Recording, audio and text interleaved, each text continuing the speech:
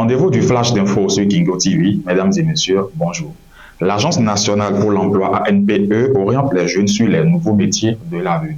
C'est alors dans ce cadre que la dite agence organise depuis le mercredi 16 août 2023 des journées d'orientation et d'information au profit des jeunes.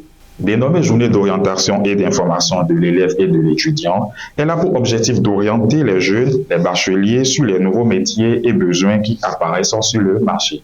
La seconde phase de développement de la centrale solaire photovoltaïque Tilo-Lorfin à Kobe, dans le département du Plateau, va bientôt démarrer. L'entreprise Toyota Chuo, basée à Tokyo au Japon, vient de conclure à cet effet un accord avec la société béninoise de production d'électricité SBPE pour construire la deuxième centrale solaire Tilo-Lorfin. Une institution bancaire de la place est condamnée à payer plusieurs millions de francs CFA à un client qui a contracté un prêt auprès d'elle.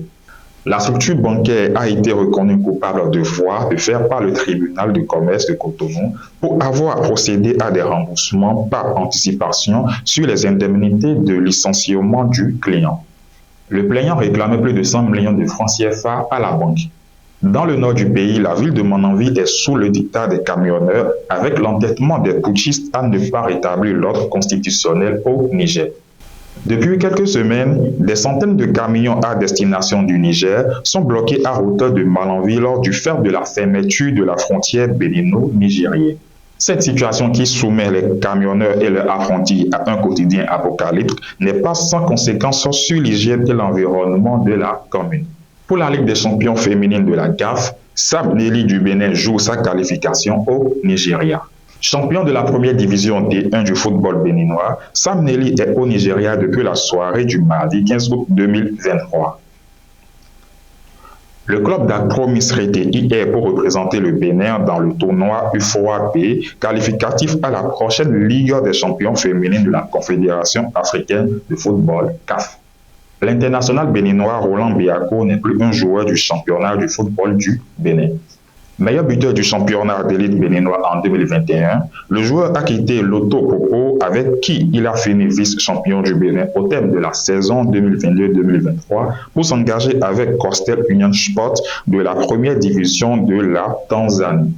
Il a donc paraphé un contrat d'une seule saison au cours de laquelle il va mettre son talent au service de son nouveau club en quête d'atout offensif pour jouer le sacre national. Dans sa nouvelle aventure, l'ancien des Buffs FC du Borgou a la lourde responsabilité de s'imposer pour jouer dans les grands clubs et surtout faire preuve d'une grande forme athlétique à mettre au service de la sélection nationale du Bénin. En politique au Sénégal, l'opposant Ousmane Sonko est admis en réanimation après un malaise. Hospitalisé après suite à sa grève de la faim, l'opposant sénégalais a fait un malaise mercredi 16 août 2023 qui lui a valu une admission au service de réanimation. En bref, au Burkina Faso, l'armée neutralise une dizaine de terroristes et des matériels de guerre sont saisis. C'est tout pour le flash d'info de ce jour. Merci de nous avoir suivis et très bon week-end à vous.